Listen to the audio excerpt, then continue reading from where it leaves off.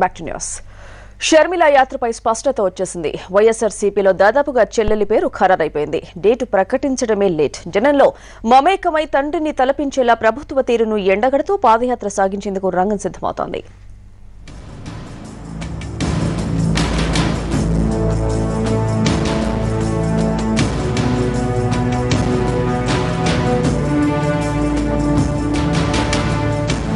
నాడు చేవెళ్ల నుండి ఇచ్చాపురం వరకు మండుటెండని సైతం లెక్క చేయకుండా వైఎస్ చేపట్టిన 1757 కిలోమీటర్ల ప్రజా ప్రస్థాన పాదయాత్ర అందరికీ గుర్తుండిపోయింది. ఆయన జనంలో వేసిన అడుగులే 2004లో కాంగ్రెస్ పార్టీకి పగ్గాలు వచ్చేలా చేశాయి.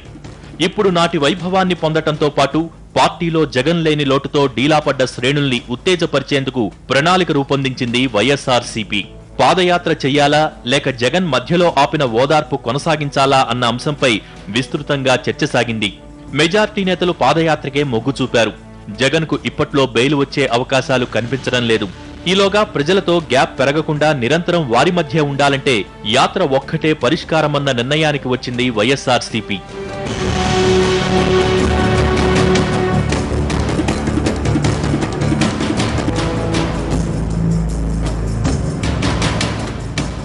అయితే పాదయాత్ర ఎవరు చేయాలి? ముందుగా విజయమ్మ పేరు సూచించినా వయసు రీత్యా కష్టమవుతుందని నాయకులు వారించారు.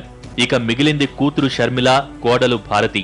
అయితే షర్మిల ప్రజల్లోకి వెళ్తేనే బెటర్ అని మెజార్టీ నేతలు అభిప్రాయపడ్డారు. దీనికి జగన్ కూడా అంగీకరించడంతో దాదాపు ఆమె పేరు ఖరారైనట్టే.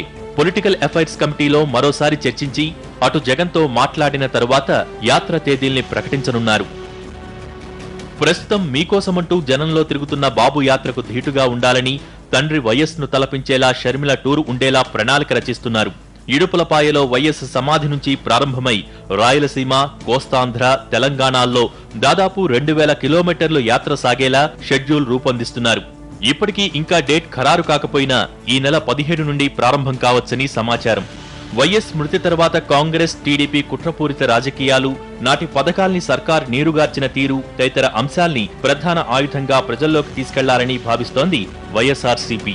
జగన్ ని సీఎం చేస్తే రాజన్న రాజ్యం మళ్లీ వస్తుందన్న భరోసాను జనంలో కలిగించేందుకు వ్యూహరచన చేస్తున్నారు.